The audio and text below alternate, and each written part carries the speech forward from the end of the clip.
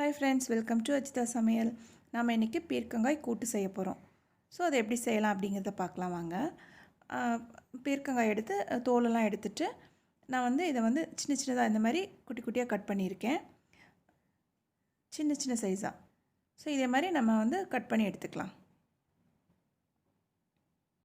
இப்போ நம்ம கூட்டு செய்ய ஆரம்பிச்சிரலாம். ஸ்டவ் ஆன் பண்ணிட்டு pan அடுப்புல வச்சிரலாம். கடாய் வந்து சூடாயிட்டோம். சூடானோனே நம்ம இதுக்கு எண்ணெய் ஆட் பண்ணிக்கலாம். நான் இதுக்கு வந்து தேங்காய் எண்ணெய் எப்பவுமே கூட்டுக்குலாம் வந்து தேங்காய் எண்ணெய் ஆட் பண்ணோம்னா ரொம்ப டேஸ்ட் நல்லா இருக்கும்.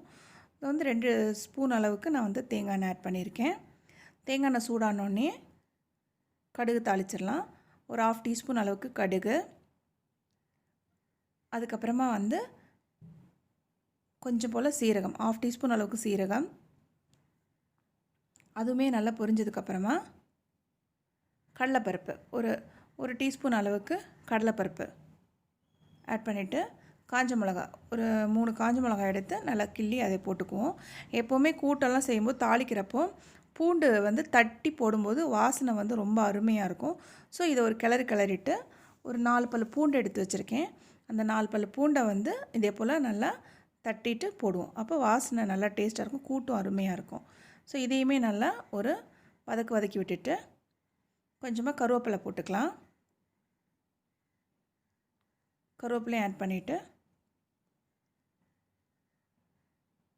அதையுமே ஒரு வதக்கிட்டு நான் வந்து ஒரு சின்ன சைஸ் ஆனியன் எடுத்து குட்டி குட்டியாக நறுக்கி வச்சுருக்கேன். ஸோ இந்த ஆனியனை ஆட் பண்ணிக்கலாம். வெங்காயத்தை போட்டு நல்லா வதக்கிடுவோம். வெங்காயம் நல்லா வதங்கட்டும்.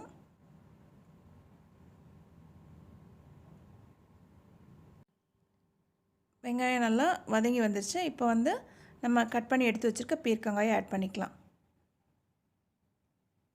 ஸோ இதை நல்லா வதக்கி விட்ருவோம். இதையும் எல்லாத்தையும் நல்லா மிக்ஸ் ஆகிற அளவுக்கு நல்லா வதக்கிட்டு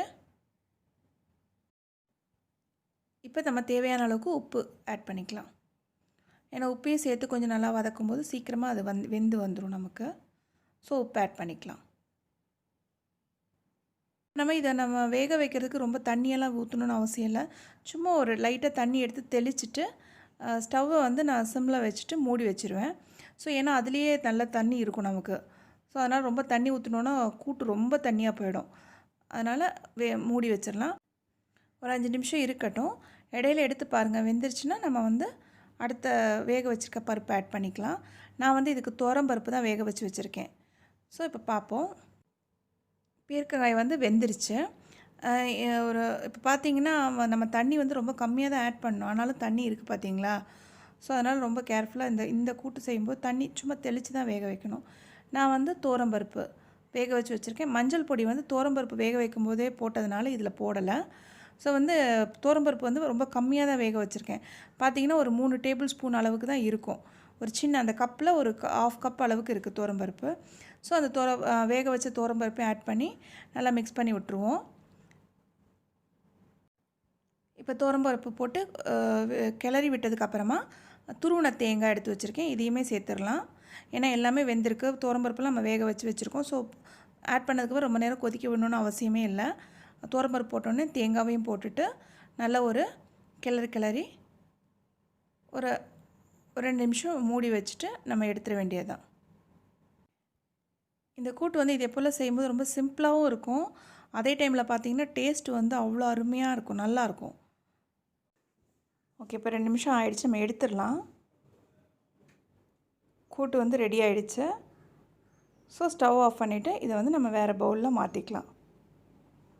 நம்மளுடைய பீர்க்கங்காய் கூட்டு சூப்பராக ரெடி ஆகிடுச்சு. இதே போல் நீங்களும் ட்ரை பண்ணி பாருங்கள் ஃப்ரெண்ட்ஸ். உங்கள் எல்லாருக்கும் இந்த வீடியோ பிடிச்சிருக்கும் அப்படின்னு நான் நினைக்கிறேன். பிடிச்சிருந்துச்சுன்னா லைக் பண்ணுங்கள், ஷேர் பண்ணுங்கள், சப்ஸ்கிரைப் பண்ணுங்கள். பக்கத்தில் இருக்க பெல் ஐக்கானை மறக்காமல் கிளிக் பண்ணுங்கள் friends. Okay, bye, see you.